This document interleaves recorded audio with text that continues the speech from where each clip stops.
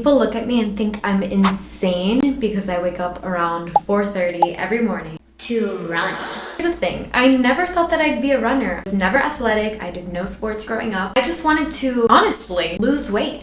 And sometimes prove to myself that I could do something that was hard. Hi, I'm Gabby, and I make running content for realistic runners, as in people that are not athletes trying to get into it. Today, I'm sharing the beginner's guide to running for people like us, not fitness influencers who did track growing up, just real people starting from zero. I never thought that I'd be a runner. Here I am. Surprisingly, I've been able to get first place in multiple 10Ks, get first place in a half marathon, and I ran a full marathon, which I think is good enough. That did not happen overnight. I've been running consecutively for 3 years. I'm gonna break it down step by step so you avoid some of the rookie mistakes and probably save yourself a couple of injuries. First, let's bust some myths. Glasses.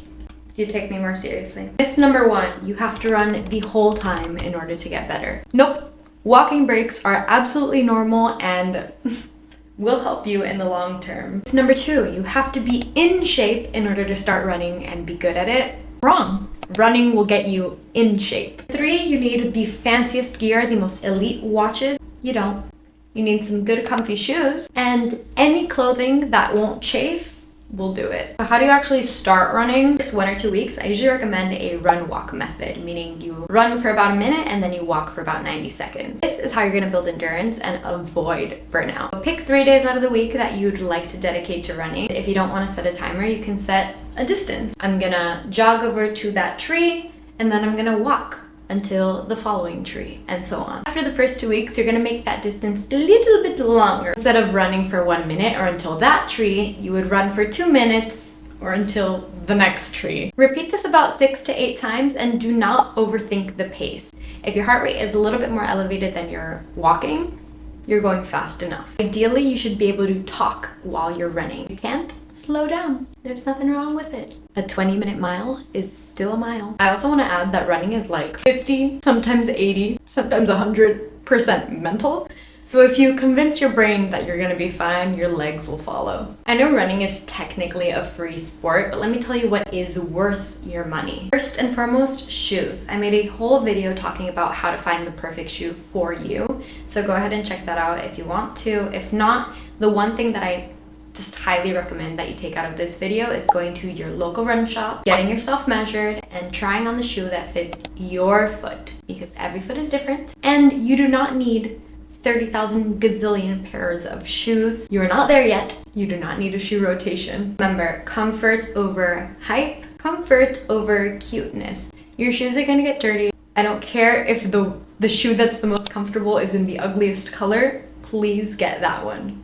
Your feet will thank you. And when it comes to picking out your running outfit, comfort and chafing. Once you figure out the brand that your body loves, stick to it. This is also a perfect segue to our sponsor, Alo Yoga. I've been only running in Alo Yoga for the past maybe 2.5 years. I only use the Alo Airlift material for my bras and my shorts, and that's what I've been using for my 10K PRs, for my half marathon PRs, and for my full marathon. I'm not actually sponsored by them, I'm just obsessed with the brand and I am manifesting this until they notice. Last thing that's worth investing isn't really an investment, Body Glide or Vaseline. A big tub of Vaseline will go a long way. Make sure you put it everywhere that you think you might chafe. That's pretty much it for now in terms of spending. You don't need the fancy gels, you don't need the fancy watch. We're figuring out the basics. You may be wondering, how do we make the running part actually feel easier?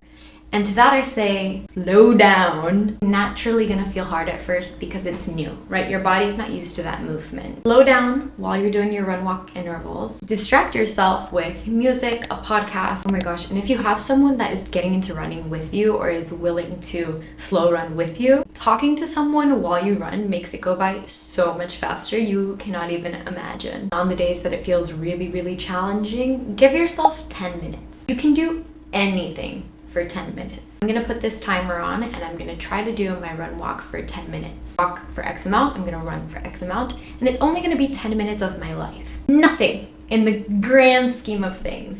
Is a big portion mental, so if you tell yourself, I can do anything for these 10 minutes, I can do anything for this 90 seconds, it's crazy how you'll convince yourself that you can. Some days I run for peace, some days I run for confidence, some days I run to show up for future me. I sure as hell know that future me is gonna be banging in her boots when she remembers the days that I could have, but I didn't. Please let me know if you found any of this helpful. I'm a very small channel and I always answer my comments.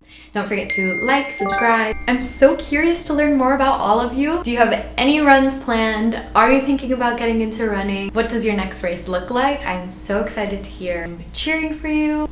Bye!